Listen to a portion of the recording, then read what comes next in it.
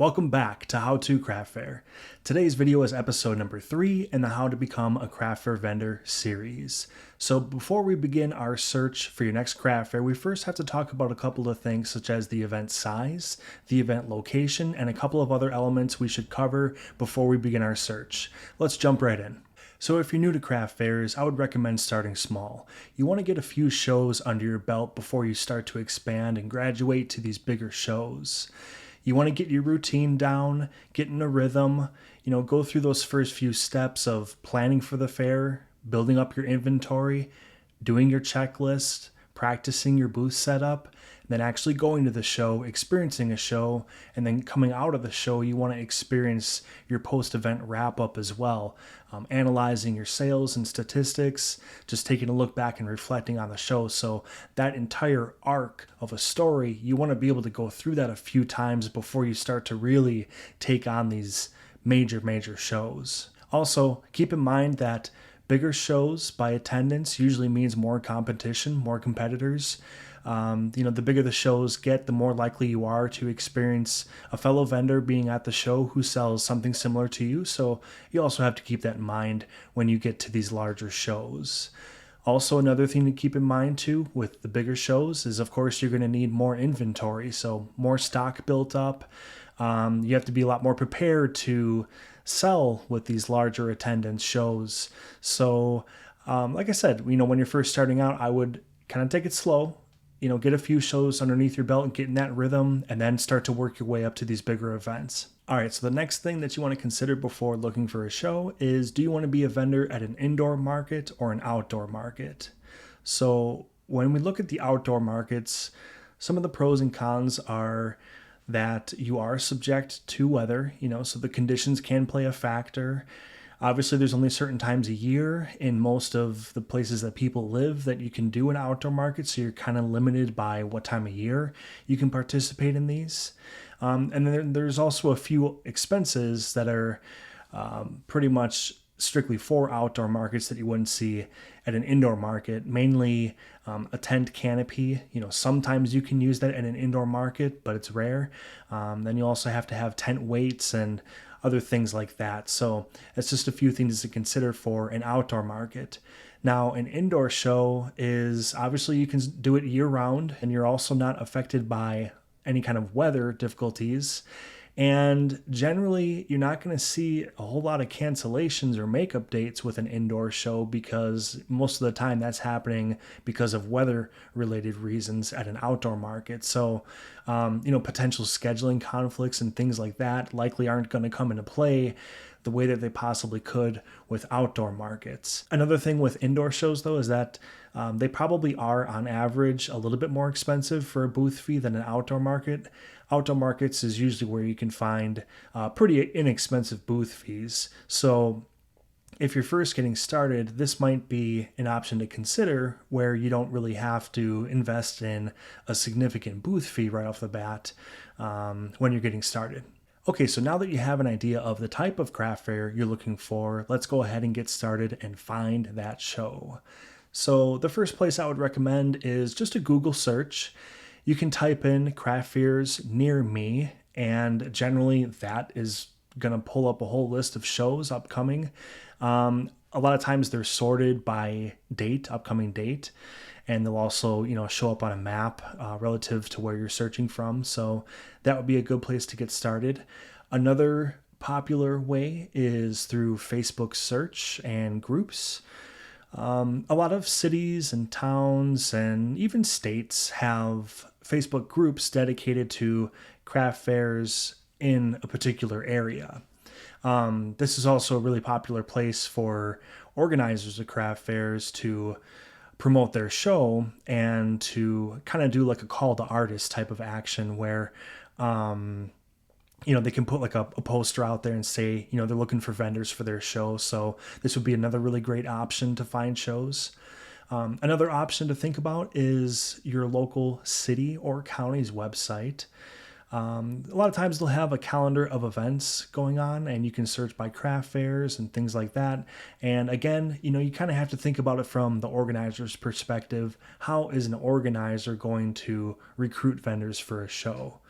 So where are they going to be posting? A lot of times they'll be posting on Google, on Facebook, city, county websites, things like that. If there is a popular venue in your area, I would look at their website as well, because typically they're going to have their own calendar of events. So keep that in mind with venues in your area that typically host craft fairs. There are also standalone websites that are dedicated to craft fair show listings. So a popular one is fairsandfestivals.net, and it's a great website, and it shows all the craft fairs that are going to be in your area, no matter where you are. It'll show how many booths are going to be there, the expected number of attendees, the registration fee, and then they'll also sometimes have a link right to the registration or application form too. So really, really great website like that is worth looking into as well. Lastly, I would like to point out that one of the most reliable sources for finding craft fairs is word of mouth. So if you know of any people who are in the art and craft industry and attend shows, talk to them, see what shows they would recommend. And that way, not only are you learning about what shows are in your area, you're also getting basically direct review and feedback of how that show operates, what the organizer is like, things like that. So word of mouth is a really, really powerful tool, especially when you're first getting started and you're not exactly familiar with how it feels to participate in some of these shows quite yet. So don't forget about that resource as well. So another great way to find craft fairs in your area is to physically scout them yourself. So I want you to visit a few shows, obviously shows that you're interested in attending as a vendor, and keep these things in mind when you go to the show. So the first thing is, does the event seem well organized? Think about it from the vendor's point of view. Think about it from the visitor's point of view. Is the layout good? Is there enough seating? Is there food options? Things like that. Just look at the flow of the show, and you can get like an overall judge if something is organized or if something is chaotic and everything looks kind of haphazard and things like that. So just take an overall view of the show and assess from there. So another thing to look at is there good traffic at the event? When you walk in, is the place completely desolate, or is it, feel lively, and is there a good crowd going through? Things like that. That's another good indicator on whether you want to be at the show or not as a vendor. Okay, next thing I'd like you to do is to try to analyze the visitor demographic and how it relates to your items. So take a look at the other people that are walking around the show. Are they older people? Are they younger? Are they male, female? Like, what does the demographic look like? Because when you think about it in terms of what you sell, how do you feel? Are you confident? Do you think the crowd would respond well to what you make and sell? That's another thing to definitely take into consideration. If you attend the show towards the end of the day, take a look at the hours. If the show is like 10 to 4, maybe show up at like 2:30 or 3 and see if the vendors are breaking down their booths early. If you see vendors that are packing up, an hour or 45 minutes before the show is scheduled to end, that's not a good sign. There's a red flag there. Something might be wrong. Maybe the rest of the day was kind of a disaster. So that's another indicator that you can kind of use on whether or not this is a show that you'd like to attend. And then finally, I want you to walk the entire show. Check out every single booth at the show and try to see if there are a lot of competing vendors in one category or if it feels balanced as far as the categories goes. Are there 4 different people selling candles and soaps? 10 different woodworkers and not much else? Take a look at that kind of thing, because that's important to gauge from an organizer to see if they're booking the show in a way that ensures the vendors are kind of protected from too much competition at one show. So keep all these things in mind when you visit, and hopefully it's a good indicator on whether or not you're interested in participating or not. Before we jump into the next segment, I wanted to ask you, have you taken a look at your own items and identified your target demographic? Who do you think your items appeal to the most? Let me know in the comments below.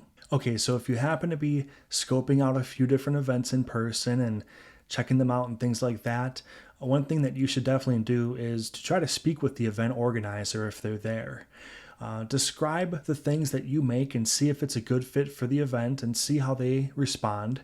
Also, ask them what the process is for vendor registration. Is it a juried event? And if you don't know what a juried event is, it's basically a vetting process that an organizer will do when a vendor applies to the show. So, you send in your application. A lot of times you'll send in pictures of what you make and the description of what you make, and the organizer of the show will make a determination on whether or not they want you to participate at the event. So that is a juried show. So is it juried? Is there a deadline to sign up? Do they have applications on hand for the next time the show happens? So if it's like an annual show, do they happen to have applications handy for the next year's installment of the show? So these are a couple of things that you want to talk to the event organizer about. Okay, so you're also going to have an opportunity to speak to the vendors at this event. And this is an opportunity that you definitely want to take advantage of. When speaking to the vendors, please keep in mind not to rob them of any opportunities with customers, okay? So, feel free to pick their brains for a little bit, not all day, because they're there to sell, of course. But if a customer comes by, please, cut your conversation short and don't rob them the opportunity to speak with the customer. But a couple of things that you can ask them is, are they happy that they're there? Just straight up, are they glad that they came to the show? Are they a first-time vendor at the event, or are they a return vendor? And if you start talking to a few vendors and you're getting a lot of return vendors, obviously that's a great, great sign, because if everybody that you're talking to is a first-timer, that's not ideal, especially with an event that's, an annual event that's happened more than once and it's all first-timers. It's kind of a red flag. So keep that in mind when talking to the vendors. And again, I can't stress it enough, just don't rob them of the opportunity to, create a sale and talk to the customers that they have that day. All right, so another thing that you should do before you register for an event is to research the day of the event that you're interested in and look for other craft fairs that are happening in your area on the same day. Now, it's fine if there are, maybe some smaller shows or something like that, or maybe they're like 30 minutes away or something like that. But if you book an event that is the same day as a massive show that's happening in your area, this could potentially be a disaster because you don't want to get invested and build up inventory and get all amped up for a show only to find out that everybody in that town is going to be at the other event. So this is one of those headaches that you can avoid by doing just a little bit of research ahead of time so that you're not stuck at a show that is completely dead. All right, so I'd like to introduce something new on the channel. If you've made it this far into the video, I want you to drop a comment below and use the hashtag Let's Grow. My goal on this channel is to show you how to grow your business and grow your confidence, so why not do it together? So I hope this video has helped you to find your perfect craft fair. This video is episode number 3 in the How to Become a Craft Fair Vendor series. If you want to check out the entire playlist, click right here, and thank you so much for watching.